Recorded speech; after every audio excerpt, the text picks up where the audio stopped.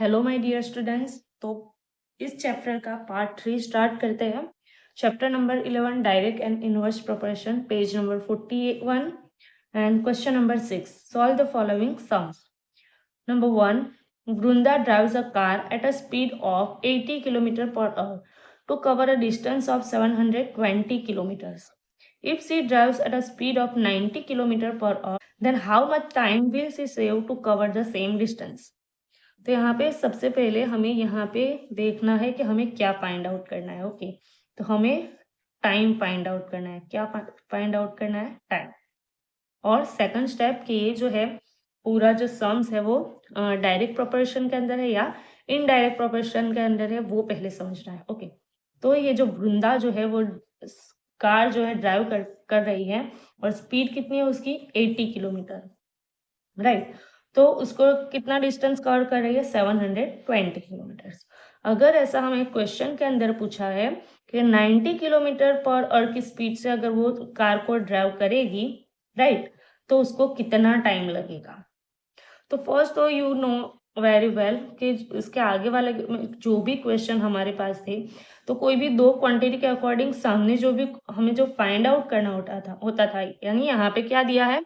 Time. तो time find out करना होता था, तो कोई भी एक टाइम, ओके, 80 स्पीड के अकॉर्डिंग उसका टाइम देना जरूरी था, राइट। या तो फिर 90 के अकॉर्डिंग। तो हम अगर इसी एक के अकॉर्डिंग किसी का टाइम फाइंड करना है तो हम इजीली फाइंड कर सकते हैं, बट यहाँ पे हमें टाइम कोई एक स्पीड के अकॉर्डिंग कोई भी टाइम हमें नहीं दिया है, लेकिन उसके अकॉर्डिंग डिस्टेंस दिया है कि 720 किलोमीटर जो है 80 स्पीड के ऊपर अगर कार ड्राइव करेगी तो 720 किलोमीटर्स वो कवर कर रही है। सो फर्स्टली हम क्या करेंगे, ये जो 80 किलोमीटर के अकॉर्डिंग जो हमें डिस्टेंस दिया है उसके ऊपर से हम T1 निकाल सकते हैं, यानी उसके अंदर कितना उसको टाइम पीरियड लग रहा है वो हम फाइंड आउट कर सकते हैं। So example T1 is equal to distance divide by speed. So distance है 720 किलोमीटर्स और स्पीड कितनी है? 80, राइट। सो 0 0 कैंसल, 9 8 जा 72, सो 9। तो कितना आवर लगेगा? 9 आवर लगेगा। Now we we will draw box according to speed and time. तो स्पीड कितनी है? 80 किलोमीटर है, तो उसके अकॉर्डिंग टाइम कितना लग रहा है? 9 आवर लग रहे हैं। ओके, नाउ सेम 90 किलोमीटर के अकॉर्डिंग वो अगर 90 की स्पीड के ऊपर वो अगर ड्राइव करेगी कार, तो how much time will she save, यानी कितना टाइम बचेगा। फर्स्ट तो हमें ढूंढना है कि कितने 90 किलोमीटर की स्पीड के ऊपर अगर वो ड्राइव करेगी तो कितने टाइम के अंदर वो फिनिश कर कितना टाइम उसे होगा इतना सेम डिस्टेंस कवर करने के अंदर।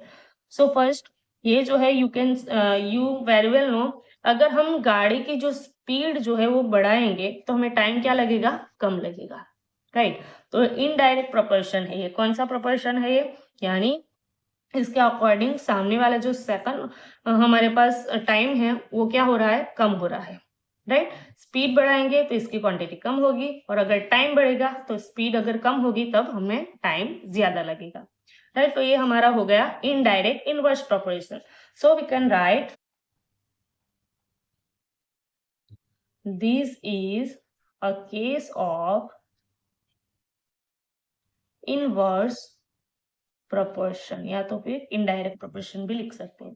सो इनवर्स प्रोपोर्शन का फॉर्मूला क्या है? x1 y1 is equal to x2 y2। So x1 इसको हम x1 कहेंगे, this one is x2, this one y1 and this one find out करना है वो y2। तो x1 है 80 किलोमीटर्स, y1 क्या है? 9 hours, is equal to x2 है 90 kilometre per hour. So x2 is equal to 90 और y2 जो है वो हमें फाइंड आउट करना है। नाउ y2 फाइंड आउट करना है, सो 90 को इक्वल के सेकंड साइड लेके जाएंगे। So y2 is equal to 80 into 9 divide by 90, right. So 0 0 cancel, 9 9 cancel, so y2 is equal to 8 hour. तो यू कैन सी 90 की स्पीड के अगर वो गाड़ी ड्राइव करेगी तो उसको कितना टाइम लगेगा? 8 आवर लगेगा, right. Now you know easily 9 hour लगेगा, 80 की स्पीड होगी तो 9 आवर लगेगा, और 90 किलोमीटर पर आवर की स्पीड होगी तो कितना टाइम लगेगा? 8 आवर लगेगा, राइट। तो कितना और टाइम उस यहाँ पे क्वेश्चन है how much time will she save to cover the same distance, तो उसने कितना टाइम सेव किया। ओके, तो save of time is equal to y1 minus y2 is equal to 9 minus 8 is equal to 1 hour. तो उसने कितना time save किया, 1 hour. Now question number 2, a machine in a soft drink factory fills 960 bottles in 8 hours। 960 bottles जो है वो कितने उसके अंदर फील हो रही है, 8 आवर्स के अंदर। How many bottles will it feel in 5 hours, right. तो 5 आवर्स के अंदर कितनी बॉटल्स फील होगी। तो यहाँ पे पहले तो हमें क्वेश्चन को अंडरस्टैंड करना है। क्या, यहाँ पे सॉफ्ट ड्रिंक की एक मशीन है फैक्ट्री के अंदर, वो मशीन जो है वो 8 आवर्स के अंदर कितनी बॉटल्स फिल कर रही है, 960। यस, तो हम ऐसे ही डायरेक्टली एक अंदाजा लगा सकते हैं कि अगर टाइम कम होगा तो बॉटल्स भी क्या होगी, कम फिल होगी, राइट। यस, और ज्यादा बॉटल फिल करने के लिए टाइम भी ज्यादा चाहिए, यानी एक के अकॉर्डिंग दूसरे की जो वैल्यू है वो क्या हो रही है, बढ़ रही है। या तो फिर ये कम हो रहा है, यानी ये अगर इसकी क्वांटिटी कम हो रही है तो उसका जो टाइम है वो भी कम होगा, राइट। तो यानी ये दोनों जो क्वांटिटी है वो दोनों एक दूसरे के ऊपर क्या है, डिपेंड है। सो ये क्या होगा हमारा डायरेक्ट प्रोपोर्शन। सो फर्स्ट, सो यहाँ पे बॉक्स ड्रॉ किया है, एक यहाँ पे मैंने टाइम लिखा है और यहाँ पे बॉटल्स। तो फर्स्ट तो कितने बॉटल्स है, 960 बॉटल्स है। वो कितने आवर के अंदर फील हो रही है, 8 आवर्स के अंदर फील हो रही है, right. Now how many bottles will feel in 5 hours, अगर 5 इयर्स टाइम पीरियड के अंदर कितनी बॉटल फील्स होगी। तो यहाँ पे ये हमारा हो गया x1, ये हो गया x2, this one is y1 and this y2 हमें फाइंड आउट करना है। So we can write this is a case of direct proportion. So direct proportion का formula x1 upon y1 is equal to x2 upon y2, right? So x1 upon y1, x1 is equal to 8 or y1 is equal to 960 is equal to x2 is equal to 5 और y2 हमें find out करना है। Now यहाँ पे y2 जो है उसको हमें फाइंड आउट करना है, उसको ये साइड लेके आएंगे। सो ये डोमिनेटर में चला जाएगा और ये दोनों जो है नंबर्स को सेकंड साइड लेके जाएंगे तो उनकी पोजीशन चेंज हो जाएगी। So y2 is equal to 5 into 960 divide by 8। Now you know 12 8 जा कितने होते हैं, 96। सो 120 इंटू 8 करोगे तो आंसर क्या आएगा, 960। नाउ 12 5 जा 60, सो आंसर हमारा आएगा 600, यानी y2 is equal to 600 bottles, यानी 5 आवर के अंदर कितने बॉटल्स फील होंगे, 600 बॉटल फील्स होंगे। Now question number 3, when the length of the ship is 25 metres, ship की लेंथ कितनी है, 25 मीटर है। The mast is 15 metres high.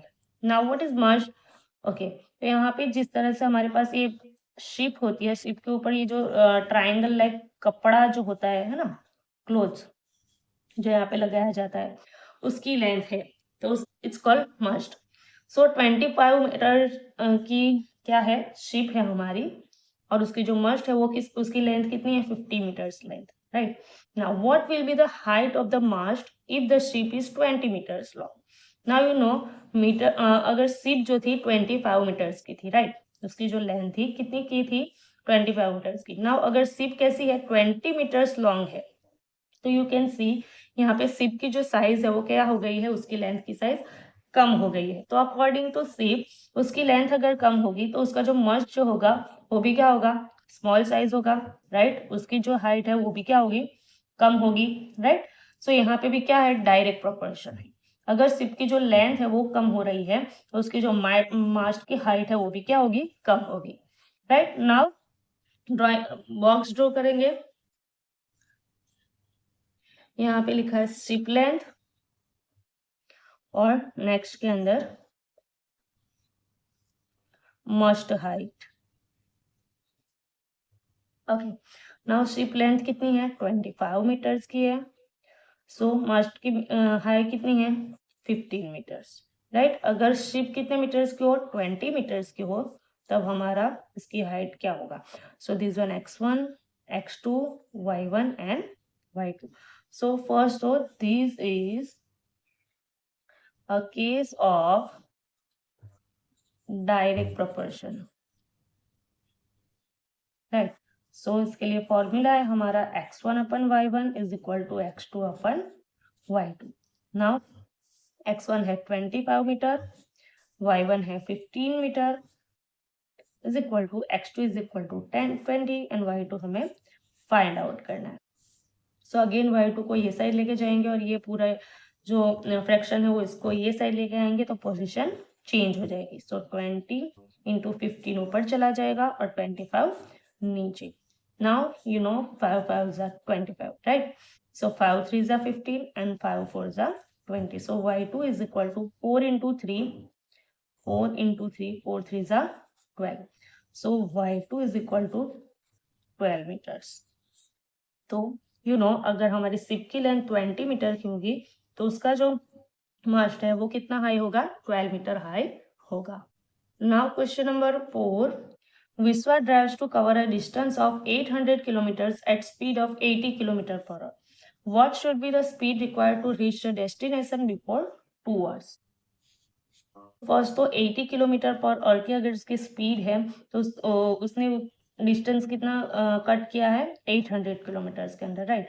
तो यहाँ पे उसको टाइमिंग फर्स्ट तो क्या लगता है हम वो फाइंड आउट करेंगे। So t is equal to distance divide by speed. So distance is equal to 800 and speed है 80। So 0 0 cancel, 8 10 80 10। तो क्या लगते हैं 10 आवर। तो फर्स्ट तो 80 किलोमीटर की अगर उसकी स्पीड है तो उसको t1 टाइमिंग पीरियड कितना लगता है 10 आवर। नाउ उसको क्या डेस्टिनेशन बिफोर 2 hours, अगर कोई डेस्टिनेशन के ऊपर 2 hours के पहले अगर पहुंचना है 2 hours के बिफोर यानी t1 हमारा क्या है 10 hours है तो t2 क्या होगा 10 माइनस 2 बिकॉज 2 hours हमें पहले पहुंचना है। सो 10 में से 2 माइनस करेंगे तो 8 hour। नाउ यू नो ये जो t1 है वो किसके अकॉर्डिंग है तो 80 किलोमीटर पर आवर की स्पीड के अकॉर्डिंग। नाउ t2 जो है यानी उसको अगर 2 घंटे से ज्यादा पहले पहुंचना है 2 आवर के बिफोर पहुंचना है तो उसको कितनी स्पीड बढ़ानी होगी कि वो जो डिस्टेंस जल्दी से कवर कर सके। नाउ हमारे पास t1 t2 दोनों है, राइट। तो फर्स्ट तो हम बॉक्स ड्रॉ कर लेते हैं। टाइम स्पीड t1 10 आवर्स का टाइमिंग जो है वो कितनी स्पीड के अकॉर्डिंग है 80 किलोमीटर पर आवर की, राइट। और अगर t2 यानी 8 आवर के अंदर हमें पहुंचना है तो उसकी स्पीड हमें कितनी रखनी चाहिए। This one is x1 x2 y1 and this one हमें फाइंड करना है y2। नाउ फर्स्ट तो हम देखेंगे कि अगर 10 आवर का टाइम है, राइट, टाइम ज्यादा है, स्पीड कितनी है 80 किलोमीटर्स। तो अगर 8 आवर्स के अंदर कहीं भी डेस्टिनेशन के ऊपर हमें पहुंचना है, जल्दी से पहुंचना है तो हमें क्या करना पड़ेगा, है ना। टाइम अगर हमें कम लगाकर हमें डेस्टिनेशन पर पहुंचना है तो स्पीड तो हमें बढ़ानी होगी, राइट। तो ये क्या हो गया हमारा अपोजिट हो गया। टाइम कम हो रहा है तो स्पीड बढ़ रही है यानी स्पीड बढ़ाएंगे तब टाइम कम लगेगा और अगर स्पीड कम करेंगे तब टाइम ज्यादा लगेगा। तो ये हो गया हमारा अपोजिट, राइट। सो ये हो गया हमारा indirect proportion. So we can write this is a case of indirect और इनवर्स प्रोपोर्शन। सो उसके लिए क्या फॉर्मूला है x1 y1 is equal to x2 y2।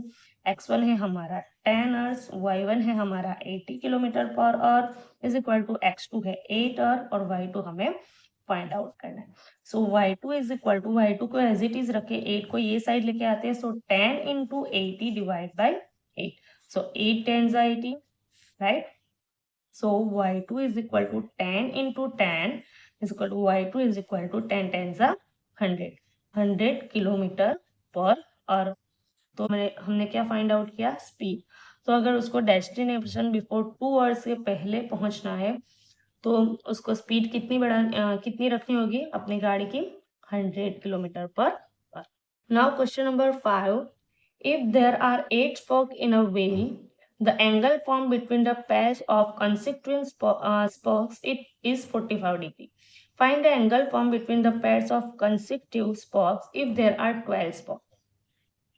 तो यहाँ पे हमें बताया गया है कि अगर व्हील्स के अंदर 8 स्पॉक है, राइट, तो उनके जो व्हील्स उनके बिटवीन में कितना एंगल फॉर्म हो रहा है 45।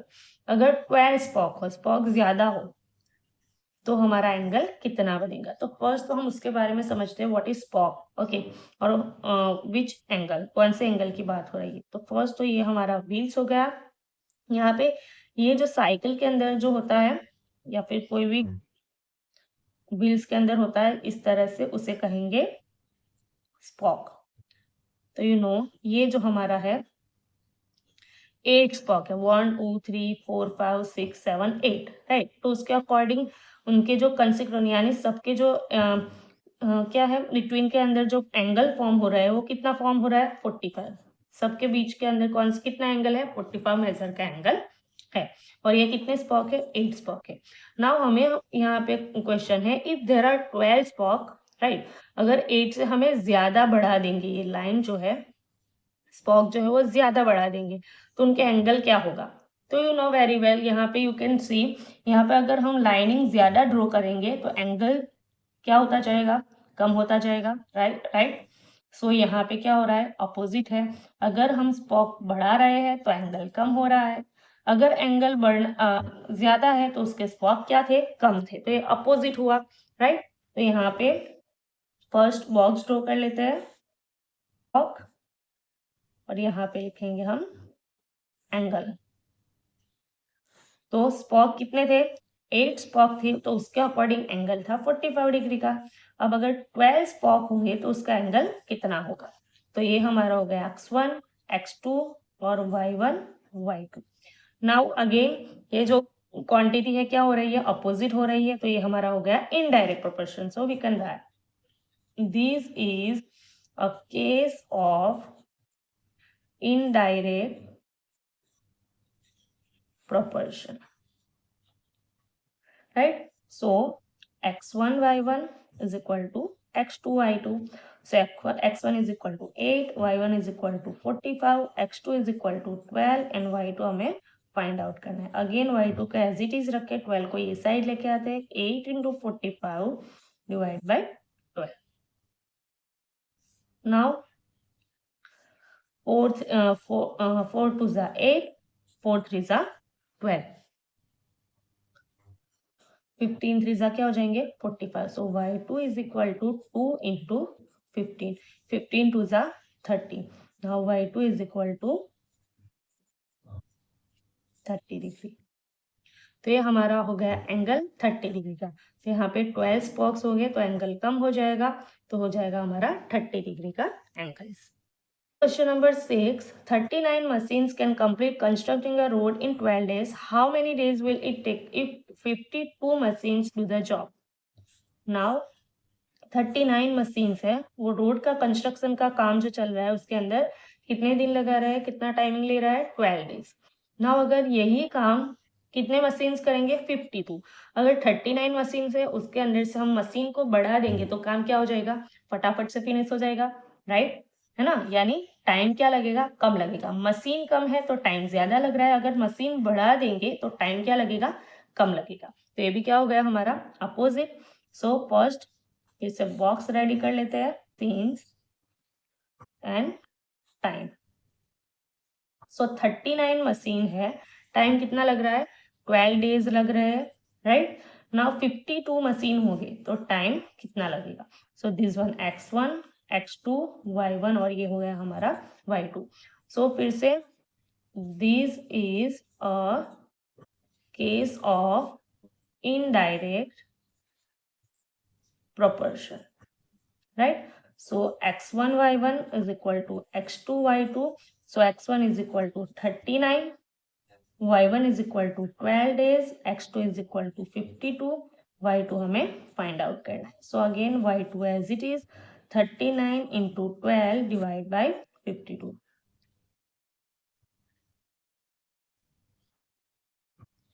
Now divide करते हैं सो 39 के हम फैक्टर लिखेंगे, 33 जा 39 होंगे, राइट। 13 3 जा नाउ 52, तो 13 4 जा क्या हो गए 52, सो 13 13 कैंसिल, 4 3 जा 12, सो y2 इज इक्वल टू 3 3 जा 9, तो कितने डेज लगेंगे 9 डेज लगेंगे। नाउ यू कैन सी यहाँ पे अगर 39 मशीन है तो 12 डेज लग रहे थे, नाउ 52 मशीन होंगे यानी 52 मशीन ज्यादा वर्क करेंगे तो टाइम कितना लग जाएगा 9 डेज के अंदर फिनिश हो जाएगा। Now question number 7, a farmer has enough food to feed 20 animals in his cattle for 6 days. तो 20 animals के लिए 6 days का उनके पास food है. How long would the food last if there were 10 more animals in his cattle? अगर 10 animals more हो जाए, ज्यादा बढ़ जाए, तब यही जो food है वो कितने दिन तक चलेगा, राइट। तो फर्स्ट तो बॉक्स रेडी कर लेते हैं एनिमल्स, और यहाँ पे टाइम, उसका जो फूड का टाइमिंग है वो एनिमल्स कितने हैं 20 एनिमल्स है, कितने दिन चल रहा है फूड 6 डेज चल रहा है। अगर 10 मोर एनिमल्स हो गए यानी 20 plus 10 is equal to 30, right, 30 animals हो गए तो टाइम कितना लगेगा। सो ये x1, this one x2, y1 और ये हो गया हमारा y2। नाउ फिर से क्या हो जाएगा, एनिमल्स बढ़ेंगे तो ये जो फूड का टाइमिंग जो है वो क्या होगा, कम हो जाएगा, है ना। यस, क्योंकि एनिमल्स पढ़ेंगे उसके अकॉर्डिंग फूड कम टाइम चलेगा। So this is a case of indirect proportion. So x1 y1 is equal to x2 y2. So x1 is equal to 20, y1 is equal to 6, x2 is equal to 30, y2 हमें find out करना है। So y2 is equal to 20 into 6 divided by 30, 0 0 cancel, 3 2 जा 6, so y2 is equal to 2 2 जा 4। अगर 10 animals बढ़ जाएंगे तो यही फूड जो है वो 4 दिन के अंदर फिनिश हो जाएगा।